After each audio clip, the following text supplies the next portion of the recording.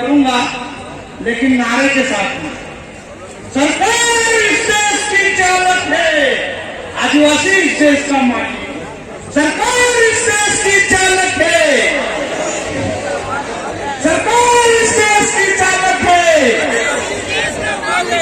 तो साथियों, हम मालिक हैं, लेकिन मालिकों की हालत क्या हो गई है?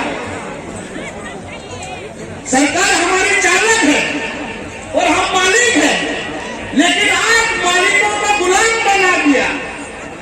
क्यों? ये एक सवाल खड़ा हो रहा है। हमने देखा ये हमारे पीछे पोस्टर बना हुआ है, माननीय हमारे कोसा पेंटर जी ने बड़े उससे बनाया है। तो साथियों, आज पूरी तरह से आदिवासियों का जल जंगल जमीन की हम बात कर रहे हैं यहाँ पर, लेकिन आज जल जंगल जमीन किसके हाथ में है? वही सरकार के हाथ में है। और आदिवासी जो है आज भी जो है वह गुलामी की तरह चोर की तरह जा रहा है। हमारे लिए कई कानून बन चुके हैं, संविधान में बड़ा बड़ा अधिकार दे दिए हैं, लेकिन 75 साल में वो अधिकारों का क्या हुआ? वो कानूनों का क्या हुआ? जो आज जो है हमको इकट्ठा होकर बात करना पड़ रही है। आज आदिवासी समाज में पूरी तरह से ध्रुवीकरण हो चुका है। आजादी के 75 साल में समझो, क्योंकि आज ध्रुवीकरण करके आज जो है सरकार ने पूरे यहाँ पे जो है 6 लाख गांवों में मौद्रीकरण की नीति बना दी है। वो पूरी तरह से आज हमारी जमीनें जाने वाली है कंपनियों के हाथ में। क्या हम उसको बचा पाएंगे? क्या हमारे युवाओं का रोजगार हम बचा पाएंगे? क्या हमारे जो मजदूर गरीब लोगों को उसको रोजगार दे पा रहे हैं? क्या हमारे बच्चों को हम शिक्षा दे पा रहे हैं? क्या हमारे लोगों को जो है स्वास्थ्य मिल रहा है? कहाँ गए वो मौलिक अधिकार?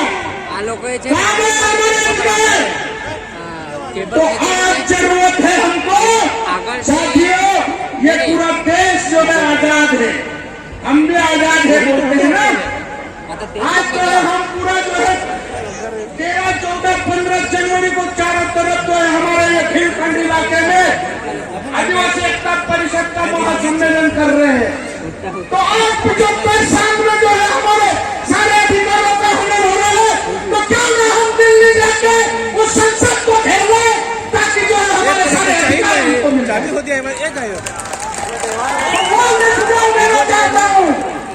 आज तो हम इतना इकट्ठा हो रहे हैं, आज तो हम रात दिन जो है समाज के बीच में जाते हैं, समाज के साथ में बैठते हैं। वो अंतिम व्यक्ति जो आज जो है यहाँ पर आके जो बात कर रहे हैं ना कि हम आदिवासियों के बड़े बड़े हितैषी है, ये है। अरे भाई, हमारे वो अंतिम व्यक्ति से जाके पूछो कि उसको 2 वक्त की रोटी मिल रही है या नहीं मिल रही है? क्यों नहीं मिल रही है उनको?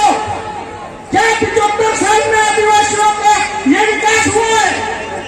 आज आदिवासी बच्चा करने भटक रहा है। आज उसकी माँ बाप जो है उसके पेट के लिए पलायन करके वो महाराष्ट्र गुजरात आ रही है और स्कूलें सारी बंद हो गई है।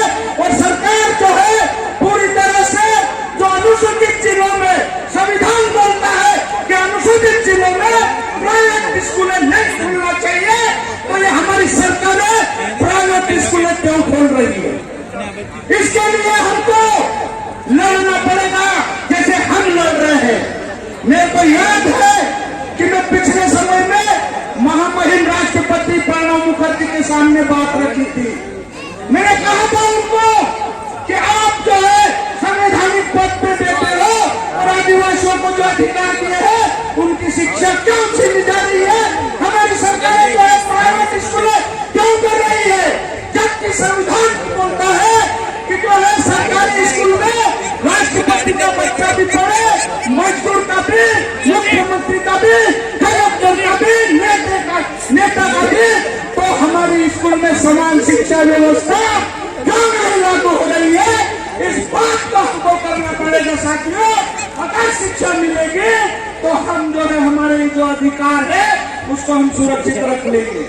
आज जो है हमारे बीच में सारे हमारे अधिकारों के कानूनों के बारे में अच्छे अच्छे वक्ताओं ने अफसर ने अच्छी अच्छी बात रखी, लेकिन मैं कहना चाहता हूँ वन अधिकार मान्यता कानून 2006 उसके तहत जो है मैं टीचर हूँ, मुझे सस्पेंड कर दिया गया है।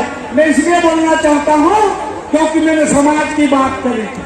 वो भारत जोड़ो यात्रा में राहुल गांधी जी के सामने गया था, उनको मैंने मेरी बात रखी मेरे समाज की, तो ये जो है काले अंग्रेजों ने मेरे को दूसरे दिन सस्पेंड कर दिया। मैं उनको कहना चाहता हूँ अरे राजे,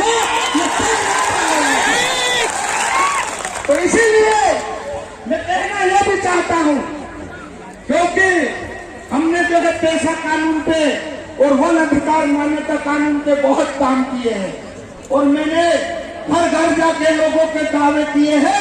कम से कम मेरे एक ही जिले की बात करूंगा, लेकिन मैं 6 जिलों में काम करता हूं। मध्य प्रदेश के वन कानून के तहत 3.5 लाख एकड़ जमीन मैंने मेरे आदिवासियों को दिला दी वन कानून के तहत।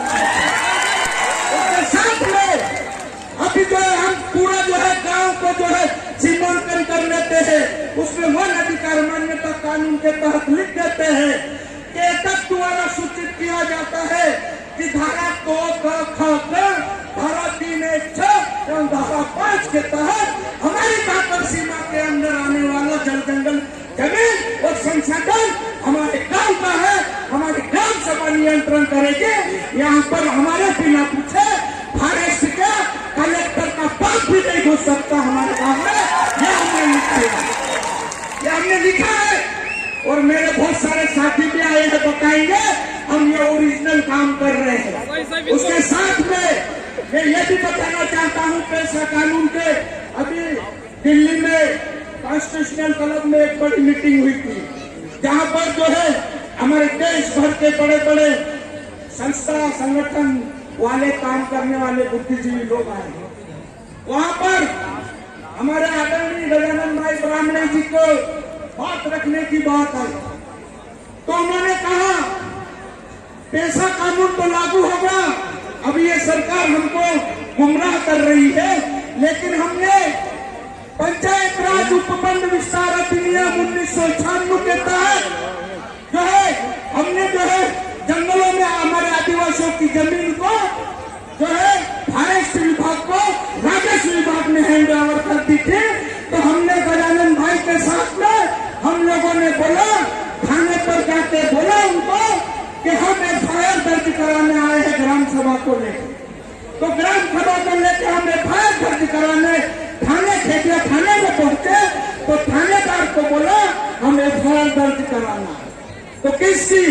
हमने बोला कलेक्टर की और एसडीएम की। क्यों? क्योंकि जो है इन्होंने कानून का उल्लंघन करा है, संविधान का उल्लंघन करा है, इसलिए जो है कलेक्टर जो है देशद्रोही है, इसके लिए इनके खिलाफ जो है एफआईआर दर्ज करो, ये मांग हम लोगों को रखते और यही मांग रखते। जब वो कॉन्स्टिट्यूशनल क्लब में हमारे आदरणीय भाई ने गजानन दादा ने बात रखी, उदाहरण दिए वहां पर, तो वहां पर जो है पूर्व पंचायत मिनिस्टर नैयर जी, उनका नाम मेरे को पूरा नहीं मालूम है, लेकिन नैयर जी ने मंच से कहा कि आज का गांधी गजानन ब्राह्मण है, क्योंकि वो ओरिजिनल काम करके इन सरकारों को दिखाया है, इसलिए जो है ओरिजिनल गांधी कहा गया उनको, ये बड़ी उपाधि थी उनको। तो इसलिए हम ये कहना चाहते हैं, हम भी जो है जमीन पे काम करते हैं, जमीन पे कई सालों से काम कर रहे हैं। लोगों को जो है हमारे गांव इलाके की पुलिस अगर आदिवासी को पकड़ ले, उसकी ताकत क्या पुलिस वाले की, हम उसको अंदर करवा देते हैं, ये ताकत है हमारे। इसलिए हम कहना चाहते हैं साथियों कि हमको जो है हमारे जो सारे अधिकार और कानून बने हैं, इसको हमारे गांव में इम्प्लीमेंट करो। ये कलेक्टर मुख्यमंत्री की कोई जरूरत नहीं है हमको, हमारे अधिकार कानून है, और कानून से बड़ा कलेक्टर क्या मुख्यमंत्री का बाप भी नहीं हो सकता। साथियों, ये बात मैं कहना चाहता हूँ, मेरी बात आप लोगों ने बड़े ध्यान से सुनी, इसलिए आप लोगों को मैं बहुत बहुत धन्यवाद देता हूँ। और से गलती हो गई हो तो माफी चाहूंगा। जय जोहर, जिंदाबाद। बहुत बहुत धन्यवाद राजेश जी कनौजे। अब मैं